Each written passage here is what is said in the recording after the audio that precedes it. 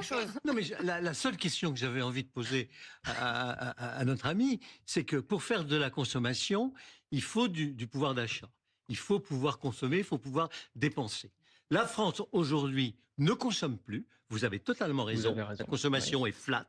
Elle est même molle. Elle est même décroissante. En revanche, la masse de pouvoir de dépenser n'a jamais été aussi important.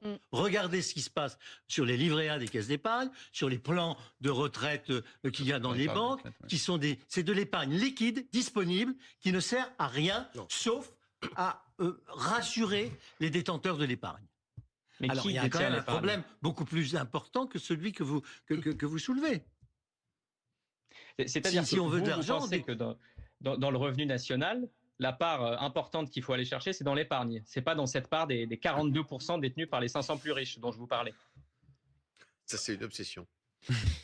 C'est une obsession, monsieur. C'est la réalité. Mais c'est pas aller chercher par l'épargne. On va pas aller chercher dans l'épargne. Mais ce que dit Jean-Marc, c'est que le problème que vous soulevez, Manès Nadel, est mineur par rapport à la solution que propose Jean-Marc, qui est de dire, de toute façon, les gens ont ce pouvoir d'achat, mais ils ont de l'épargne. Donc le problème n'est pas que les gens n'ont pas assez de pouvoir d'achat. Si je peux le taux d'épargne n'a jamais été aussi élevé aujourd'hui. Voilà, donc les gens ont l'argent. Il est de 19%, à la hauteur de 42% du PIB.